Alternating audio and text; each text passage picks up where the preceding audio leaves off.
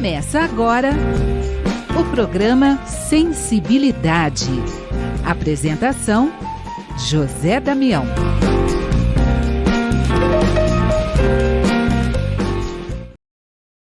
Alô, amigo ouvinte da Rede Boa Nova de Rádio, telespectador da TV Mundo Maior, você que nos acompanha no YouTube, Tatiana Benítez, gratidão.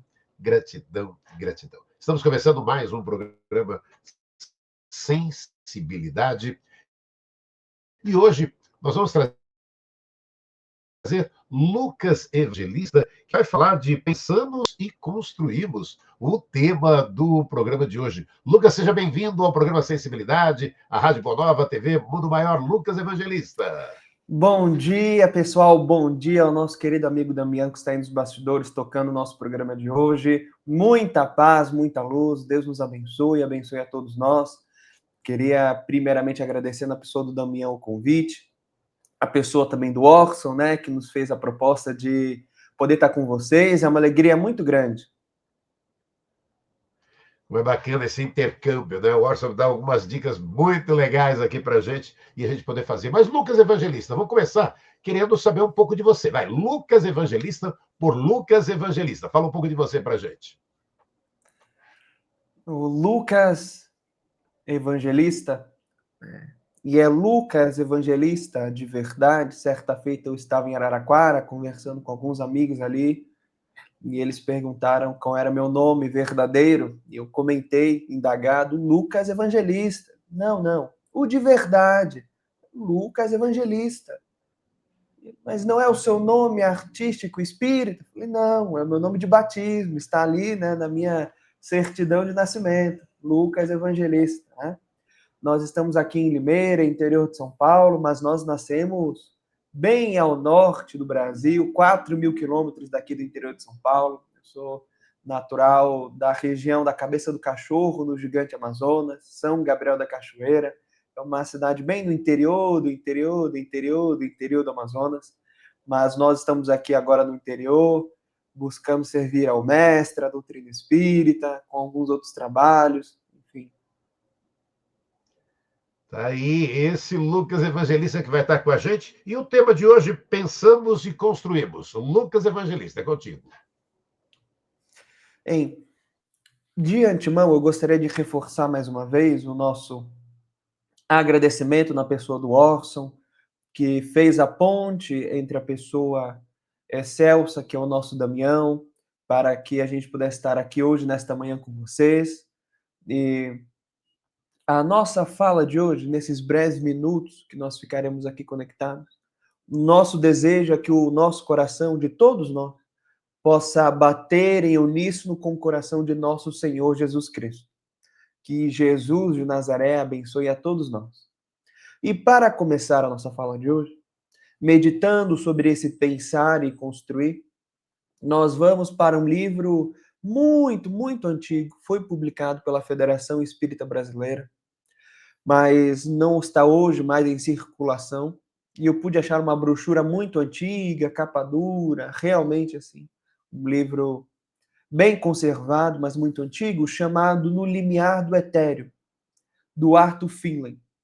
O professor Finlay era um espírita lá na Inglaterra que fazia exercícios ou atividades mediúnicas e juntou, compilou no livro vários trabalhos e pesquisas que ele e a sua equipe desenvolveram em reuniões mediúnicas de comunicação, materialização e outros campos da fenomenologia mediúnica espírita. Lá no capítulo 10º, o professor Finlay vai trazer um diálogo deles com o espírito desencarnado. E o professor pergunta: você pode me dizer como é que é o vosso mundo? Como é que é o lado daí? E o espírito responde: claro, posso sim. Olha, vocês podem considerar que nós estamos em campos diferentes de vida. No ponto em que nós nos situamos, se olhamos para um campo, é um campo que nos aparece. Aqui nós nos reunimos também. O lugar em que nós habitamos é um lugar muito bonito. Nós temos companheiros que se reúnem, que leem livros. Sim, que leem livros. que sentam em parques, olham o horizonte. Nós temos as nossas congregações muito parecido com o que vocês fazeis na terra. E aqui, o nosso mundo e as nossas moradas não são construídas da mesma matéria etérea que é de vocês. Aqui nós pensamos e construímos. E vou fazer a correção. A matéria bruta como a de vocês. Aqui é a matéria etérea. Nós pensamos e construímos. Em cima disto, com esta percepção, eu gostaria que a gente seguisse a nossa fala de hoje. Nesse pensar e construir. Para meditar, refletir sobre a importância da mente, sobre como pensamos e construímos, nós vamos para esta que é uma das obras mais importantes da literatura espírita, dentro da obra do Chico, e creio mesmo dentro da obra do Chico, a partir da corrente emanuelina, que é o livro Pensamento e Vida. O Pensamento e Vida é uma coletânea, são 30 capítulos, mais a introdução, em que Emmanuel se põe ao trabalho de criar um roteiro de serviço e de estudo, como ele coloca na introdução, para espíritos que vão reencarnar. Em contrapartida, ele coloca, olha, os amigos pediram um grupo, um roteiro de estudos para aqueles que estão se preparando para reencarnar. Mas nós também estamos oferecendo para vocês também os encarnados. Então, no lado de lá da vida, eles se preparam para nascer. Eles estão se preparando para nascer de novo. E nós aqui na Terra, dentro das correntes novas de estudo, no preparo para a morte. Mas na introdução do livro, Emmanuel coloca, o nosso pensamento, ele cria a vida que nós procuramos. O teu pensamento cria a vida que você procura, não o contrário. Então você tem algo poderoso dentro de você.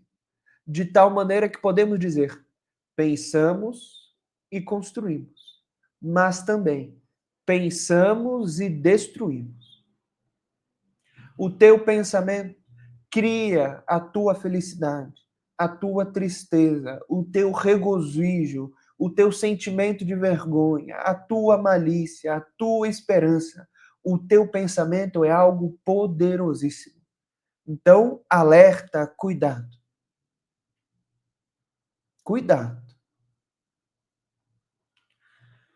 E para cavucar mais nesse terreno de investigação, nós vamos trazer o codificador para a conversa. Vamos pegar Kardec. Mas não vamos pegar Kardec, é uma das obras básicas. Não vamos pegar o Livro dos Espíritos, o Livro dos Médiuns, o Evangelho segundo o Espiritismo, o Céu e o Inferno, ou a Gênese. Vamos pegar nesse tesouro para a humanidade que é a Revista Espírita. Kardec desencarna ali em março de 69. Em dezembro de 68, ele coloca um texto na Revista Espírita, isto é, 4 meses antes de desencarnar, que é um texto que é uma pérola, e brilha por si só. A partir de janeiro de 1858, até a data do seu desencarne, mensalmente, sem falhar nenhum mês, Kardec publica mais de 130 edições da Revista Espírita.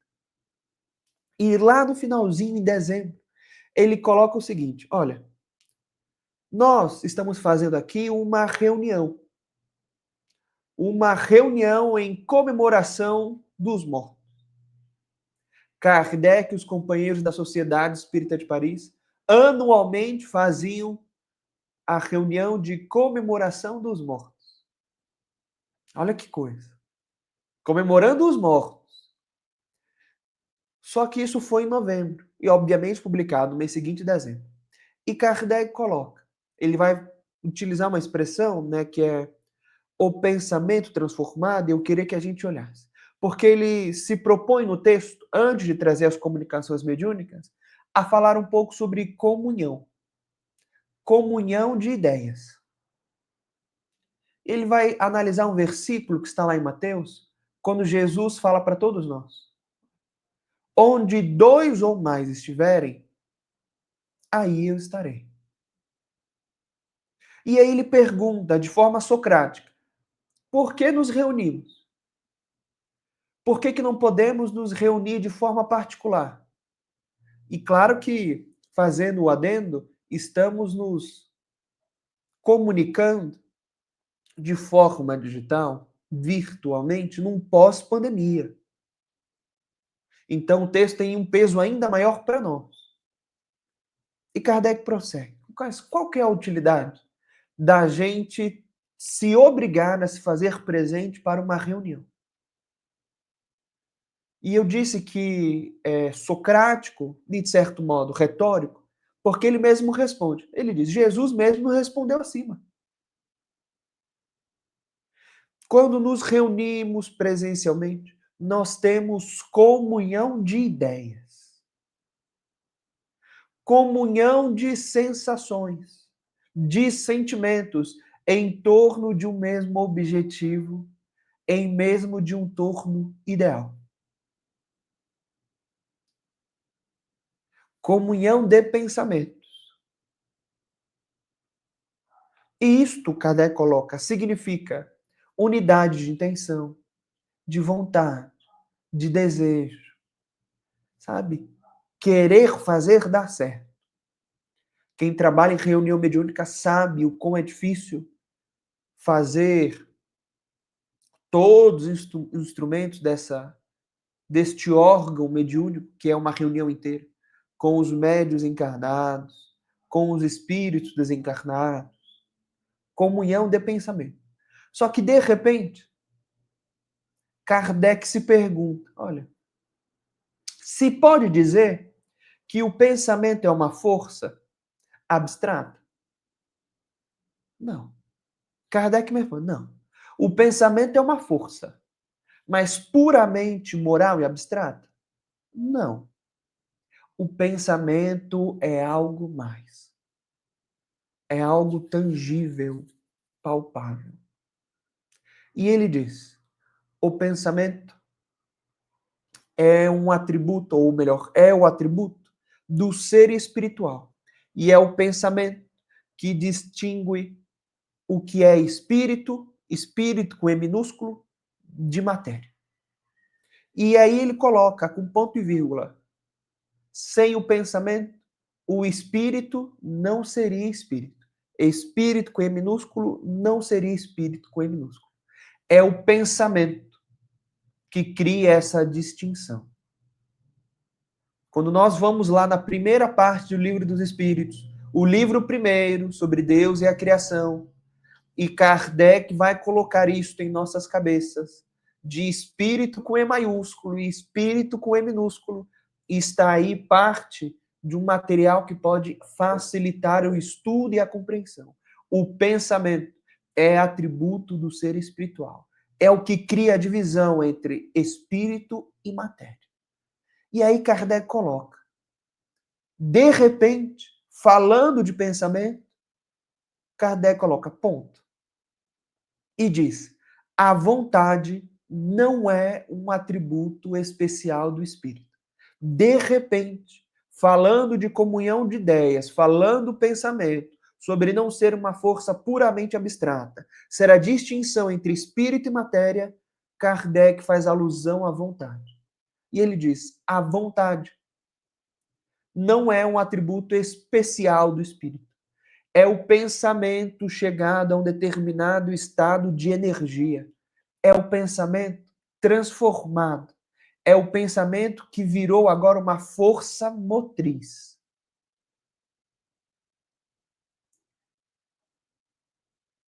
A vontade, a tua vontade, é fruto direto do teu pensamento. Pensamos e com vontade construímos. Pensamos e com vontade destruímos. E mais uma vez, o texto foi publicado em dezembro de 1868.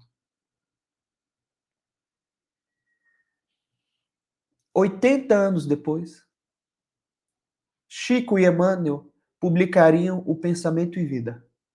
80 anos depois desse texto de Kardec, lá na França, em Paris, no capítulo 1 do livro Pensamento e Vida, Emmanuel coloca: a mente humana é como se fosse um espelho. Tanto que o título é sobre a mente. E ele diz: a mente humana é um espelho que reflete luz. Se aponta o espelho e reflete os raios. Mas se aponta para a escuridão, para o abismo, não tem como refletir absolutamente nada. Então, cuidado de novo para onde você aponta a tua mente, as tuas ideias. E no capítulo 2, intitulado Vontade, Emmanuel vai mudar a metáfora para dizer que a mente humana é agora um escritório. A tua cabeça é um escritório que se divide em várias secções.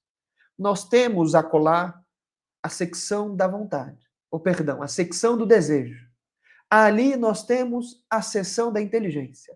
Talvez aqui da cultura, aqui da memória, e vamos dividindo a mente humana. Desejo, inteligência, cultura, memória e outros departamentos.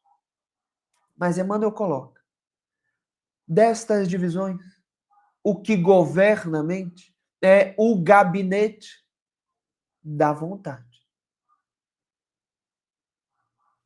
A mente é dividida como se fosse um escritório. Cada um com a sua mesa, cadeira, âmbito para trabalhar, secções e departamentos. Mas acima desses, o que governa é o gabinete da vontade. E percebam que na concepção emanuelina, a vontade está acima do desejo. São coisas distintas. Muitas vezes você pode ter desejo, mas talvez não tenha vontade. Talvez você tenha realmente a inclinação para o bem, tem o desejo, e externaliza para os outros, faz preces, mas falta vontade.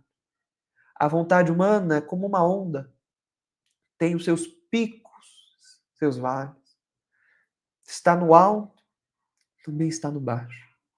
Tanto que Emmanuel coloca, é uma força motriz. O que Kardec comenta para nós? O pensamento. Quando chega a um determinado estado de energia, vira uma força motriz. 80 anos depois, Emmanuel repete Kardec. E diz, a eletricidade é uma força dinâmica. O magnetismo é força estática, enquanto o pensamento é uma força eletromagnética. O teu pensamento é o dínamo, é a faísca primeira, é o que coloca em movimento as coisas. E quando se agita mesmo, vem a vontade. Tudo que você faz na tua vida é porque você tem vontade. Recordando o apóstolo que dá nome ao estado em que nós estamos, o apóstolo Paulo, ele coloca, ó, o mal que faço, esse eu não quero. O bem que quero, esse eu não faço. Nós temos muita vontade e muitos desejos. E Emmanuel continua. A providência divina colocou a vontade como a auréola divina para guiar a evolução do espírito. E agora espírito com E maiúsculo. Só que, quando a vontade não está bem educada, ela pode comprar para nós muitas quedas, sofrimentos e experiências atrozes.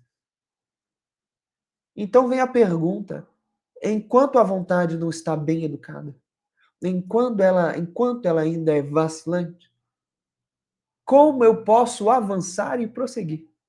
Emmanuel diz, somente a vontade é suficientemente forte para sustentar a harmonia do espírito. Então, se eu não tenho vontade, como eu faço? Emmanuel levanta a questão e responde a charada do mesmo texto, porque ele diz, enquanto a vontade é vacilante em nós, que utilizemos da disciplina. A disciplina precisa ser a nossa rédea. a disciplina. Recordando uma frase que Emmanuel repete no livro O Consolador e que Humberto de Campos repete no capítulo 2 do livro Boa Nova, Jesus e o Precursor, somente olhando para esta disciplina a gente pode encontrar. Que frase é essa? A disciplina antecede a espontaneidade.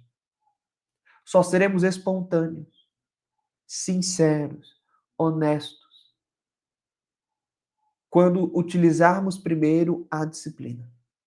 O ato da leitura em nós só se torna isto mesmo um hábito quando surge primeiro a disciplina, insistindo para a gente obedecer um ritmo, um determinado horário, uma quantidade de páginas, uma frequência mínima.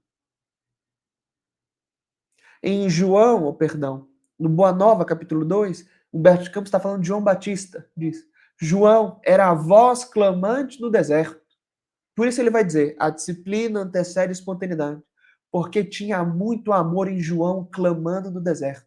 E diz, em João Batista encontramos o primeiro sinal do cristão transformado, lutando consigo mesmo para vencer. Era a verdade, clamando no deserto. E muitas vezes o deserto é vazio. Muitas vezes o deserto é desafiador. Então, enquanto a vontade está se exercitando, se construindo, disciplina. Disciplina. E já que estamos no pensamento e vida, nós fomos para a introdução, brevemente pelo capítulo 1º, capítulo 2º. Vamos desaguar no capítulo 5º. E fazendo um outro adendo, o livro Pensamento e Vida é um livro belíssimo. Emmanuel tem um poder de síntese ali que é inquestionável. Ele vai abordar, para além dos capítulos que comentamos, sobre trabalho, sobre família, sobre amor, capítulo 30, que é um texto belíssimo. Mas no capítulo 5º, ele vai falar sobre educação. E ele vai trazer uma outra analogia para a nossa mente, uma terceira. Ele vai dizer, a mente humana, a nossa cabeça, é como se fosse recebe e envia raios. Era um espelho, um escritório, e agora é um maquinário que envia e recebe raios. Ondas mentais condicionadas. E aí ele coloca um outro adjetivo para o pensamento. O pensamento é uma força criativa. Criadora. Cria. Pensamos e construímos. Só que ele coloca, como a mente humana é um espelho, ele faz, de certo modo, recordações para o capítulo 1º, emite raios e assimila. Só que tem um problema. Nós vivemos prisioneiros, mais ou menos, de nós mesmos. Porque eu posso apontar para o sol, posso apontar para a escuridão. Posso ler um livro e ser muito feliz. E outra pessoa pode ter uma experiência muito distinta, tendo a mesma leitura que eu. E talvez venha tristeza, recorde uma situação prévia, muito desgostosa e amarga. Então, nós somos prisioneiros das sombras espessas da nossa própria ignorância. Então, Emmanuel coloca, precisamos nos educar. Por isso o título é Educação. Porque nós recebemos ondas mentais dos outros e emitimos. O que Jesus comenta para nós no Sermão do Monte? Olha, se você, em pensamento, cobiçou a mulher do próximo, você já adulterou. Se você pensou, ai de você já adulterou. Já foi consumado. Você já enviou este pensamento, colocou para fora. Jesus coloca esta responsabilidade na mão da própria criatura. Então, cuidado. Todas as vezes que você quis xingar, de certa maneira, o ato foi feito, você já mandou.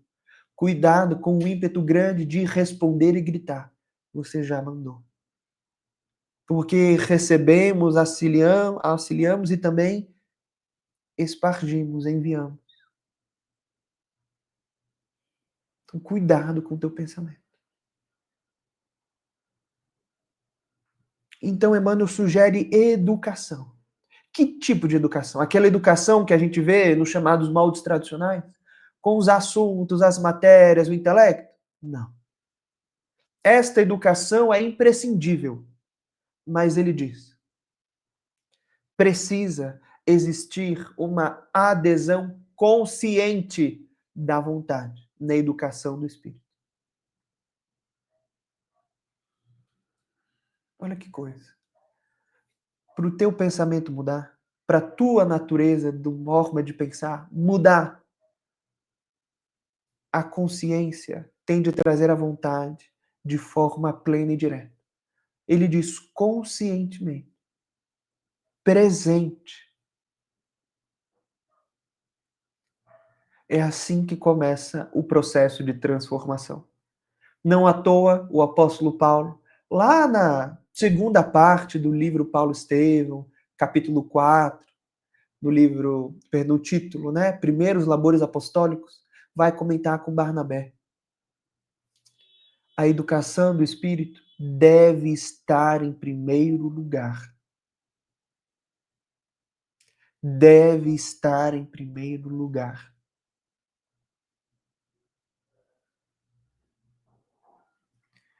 Mas talvez a gente se indague e pergunte, né? Ou até se questione, meu Deus, mas isso é tão difícil, é tão complicado.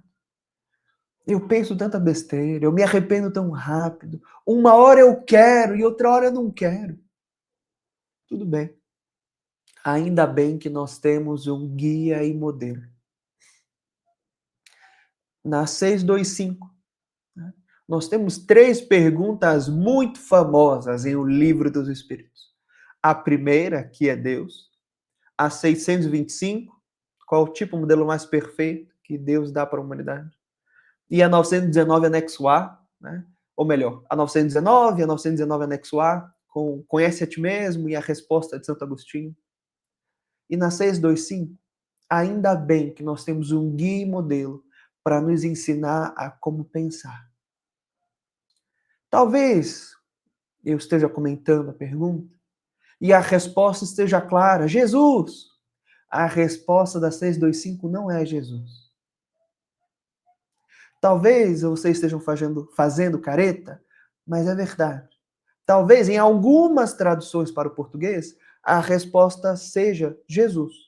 Mas desde a primeira edição, a resposta não é Jesus. Não está escrito Jesus lá no francês.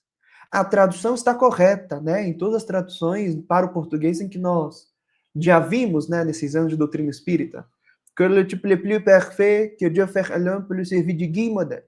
Tradução perfeita. O problema é a tradução da resposta.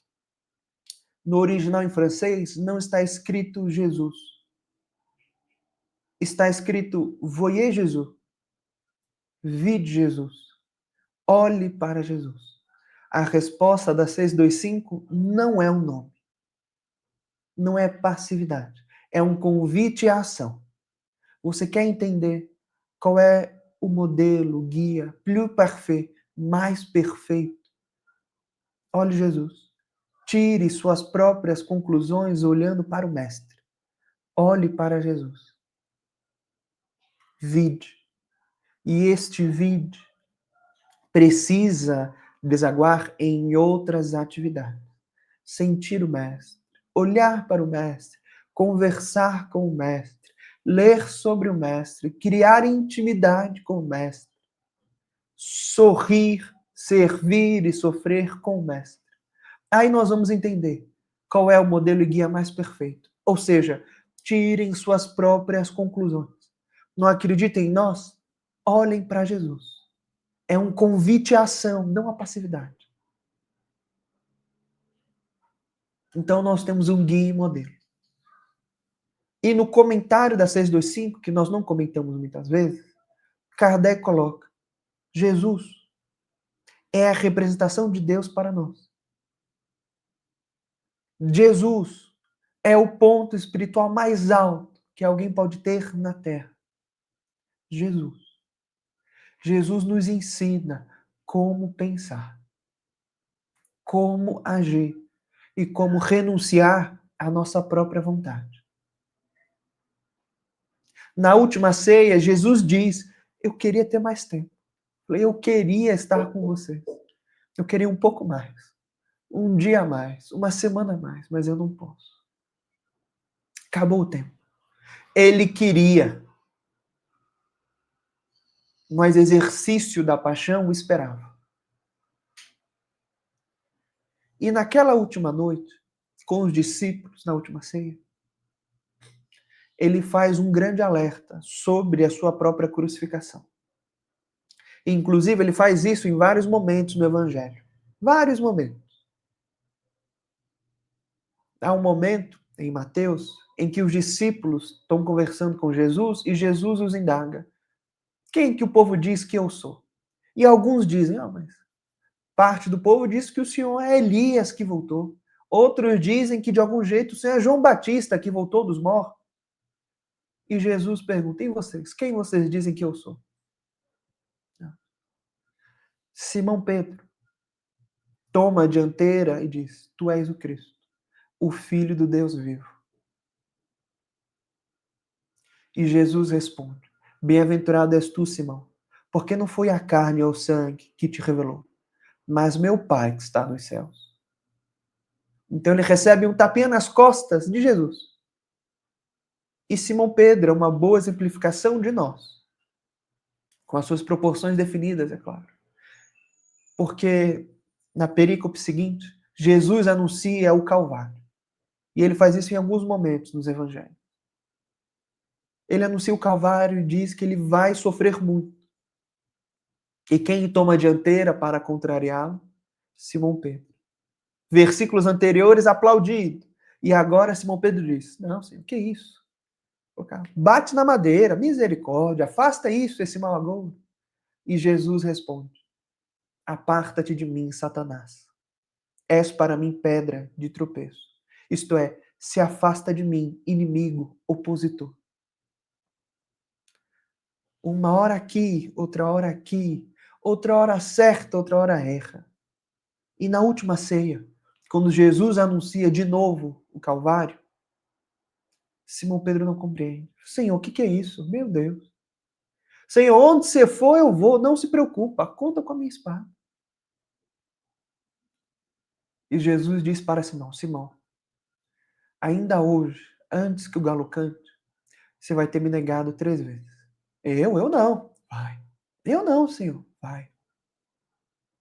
Inclusive, trazendo boa nova à conversa, mais uma vez, lá no capítulo 26, a negação de Pedro, está ali escrito uma frase a mais do diálogo que não consta no Evangelho de João. Simão, ainda hoje você vai descobrir que o homem na terra, na maioria das ocasiões, é mais frágil que perverso. É mais frágil do que perverso. A gente sabe a história. Jesus e os discípulos vão para o Getsemane, Judas trai o mestre e os discípulos fogem. E vamos recordar o próprio Simão Pedro. Quando Jesus é preso, tira a espada da bainha e corta a orelha do soldado. Jesus, tranquilamente, pega a orelha do soldado, entre aspas, coloca de volta. Simão, o que é isso? Você não sabe que quem fere com a espada será ferido? E Jesus se deixa levar. Simão Pedro vai na surdina, escondido, acompanhando o mestre. Até que Jesus, espancado, humilhado, cuspido, é levado para ser julgado diante do sumo sacerdote na madrugada. Simão Pedro olhando na surdina. Talvez pelo sotaque, pela vestimenta, ali em torno do povo que esperava uma decisão, porque Jesus estava dentro da casa do sumo sacerdote. Uma mulher vira para Simão e diz: Você andava com ele. Eu falei: Eu não. Sim, você andava com ele, eu vi você com ele. Eu falei: Eu não conheço esse homem. E a turba começa a se aproximar e diz: Não, você é um deles, com certeza. Eu falei: Eu não sou. E quando ele nega pela terceira vez, o galo canta. E a espinha de Simão Pedro se agela. E como está no Boa Nova, naquele instante que ele percebe o erro que tinha cometido, ele olha para a janela gradeada onde Jesus estava. E naquele instante, o mestre olhava para ele também, sem culpa, sem ódio, sem desdenha, um olhar compassivo. E imediatamente Simão Pedro recordou: ainda hoje você vai descobrir que o homem na terra é mais frágil do que perverso. E Humberto Campos coloca algo muito bonito. Nesse instante, diz Humberto, Simão Pedro descobriu a origem da maioria das dores que atormentam o homem na terra. A origem de muitos conflitos, de muitos problemas. E como está em Marcos, caindo em si mesmo, chorou amargamente. Nós somos muito como Simão Pedro, muito assim. Altos e baixos, subindo, descendo, subindo, descendo, subindo, descendo. Mas uma hora precisamos subir mais, servir mais, estudar mais, utilizar mais da disciplina. E para a situação ficar um pouco mais complicada para nós, eu vou recorrer a 909 do Livro dos Espíritos. Kardec indaga espiritualidade. Pode o homem, ou pode sempre o homem na Terra, pelos seus próprios esforços, dominar as suas más tendências, as más inclinações? Pode. Isto é, eu preciso de uma intervenção divina. Eu preciso orar para fulano, Beltrano. É só um milagre que resolve os meus problemas? Eu posso, pelas minhas próprias forças, me livrar do mal que habita em mim? E muitas vezes os espíritos respondem: depende. Veja bem, nós já o dissemos. Aqui eles dizem sim. Sim. Não tem contudo, não tem mas, não tem entretanto, tem sim. E eles continuam. E frequentemente fazendo esforços muito insignificantes, muito irrelevantes. Sim, você pode te libertar através de um esforço insignificante. Eles colocam muito frequentemente, isto é, na maioria das ocasiões, não pensemos que o nosso mal, a nossa dor, os nossos problemas aqui internos da alma estão categorizados em situações distintas desse muito frequentemente. A grande maioria de nós pode sim se livrar com um esforço irrisório, insignificante. Pensamos e construímos, pensamos e destruímos, pensamos e nos libertamos, pensamos e nos escravizamos. Só que a resposta continua. Os espíritos dizem: o que lhes falta é a vontade. Olha como tudo vai se fechando. Sim, você pode se libertar com esforço irrisório, mas te falta a vontade. Ah, quão pouco dentre vós realmente se esforçam. O que nos falta é vontade. Vontade de sorrir mais, vontade de ler mais, vontade de orar mais, vontade de servir mais, vontade de ser mais. Não mais que o outro, mas mais aqui dentro. Mais esperança, mais luz, mais coragem, mais vontade de servir, menos paixão, menos ódio, menos tristeza.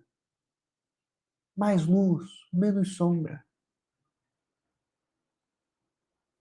Não é à toa que Jesus diz, encerrando lá o Sermão do Monte, na metade do capítulo 7 de Mateus. Todo aquele, pois, que escuta as minhas palavras, será semelhante a um homem que edifica uma casa sobre a rocha. Veio o vento, a tempestade, e não a derrubou, porque era sólida a sua base. Aquele, então, que escuta as minhas palavras e não as pratica, é semelhante ao homem que, edificando a sua casa sobre areia, veio o vento, a tempestade, e como não era sólida a sua base, foi grande a sua queda. Não nos esqueçamos disso, desta vontade que precisa ser ativa em nós. E para encerrar, recordando o livro Há 2000 anos, lá no capítulo 5 da primeira parte, o diálogo de Jesus com Públio Lentulus. O senador busca o mestre à noite, querendo que Jesus cuidasse de sua filha adoentada. E Jesus diz para o senador: Senador, por que me procuras? Fora melhor que tivesse me buscado na hora mais clara do dia, para obter de uma só vez a redenção para toda a tua vida. Públio busca Jesus à noite, na surdina, na escuridão. Ajoelhando, chorando amargamente, Jesus se aproxima dele e diz: Senador, está no teu querer me seguir agora ou daqui a milênios. Soa para o teu espírito um minuto glorioso. Doravante, poderá utilizá-lo como referência para a redenção de toda a tua vida. E Jesus foi falando de humildade, de carinho, de fraternidade. E Públio Lentulus não entendia essa linguagem. Públio Lentulus só entendia a linguagem da vingança, da força, da supressão dos valores humanos, da lança, da espada, do poder dos exércitos. E em sua mente, ele ia pensando sobre o poder da cidade imperial, a glória dos Césares. E Jesus, sondando o seu pensamento, Senhor, em verdade, todas as tuas riquezas são bem miseráveis e todos os teus poderes são bem fracos. Basta um raio de fé para reduzir tudo ao pó. Tudo na terra é transitório. Recordando Meimei, tudo passa, tudo se renova na terra, mas o que vem dos céus permanecerá. E já que trouxemos Meimei, para encerrar de fato, encerrando com isto, com um voto de esperança para os dias tristes, os dias de escuridão, que talvez nem a vontade e a disciplina queiram se fazer presente, recordemos a força da esperança. Com Meimei no confia sempre, quando ela diz: não percas a tua fé entre as sombras do mundo. Ainda que teus pés estejam sangrando, segue para frente, erguendo-a por luz celeste acima de ti mesmo. Crê e trabalha, esforça-te no bem, aprende e adianta-te. Tudo passa, tudo se renova na terra, mas o que vem dos céus permanecerá. De todos os infelizes, os mais desditosos são aqueles que perderam a confiança em Deus e em si mesmos. Porque o maior infortúnio é sofrer a privação da fé e prosseguir vivendo. Eleva, pois, o teu olhar e caminha. Luta e serve, aprende e adianta-te. Brilha a alvorada além da noite. Hoje é possível que a tempestade te amarfanhe o coração ou te atormente o ideal, aguilhoando-te com a aflição ou ameaçando-te com a morte. Não te esqueças, porém, de que amanhã será outro dia. Muita paz, muita luz. Deus abençoe a todos nós.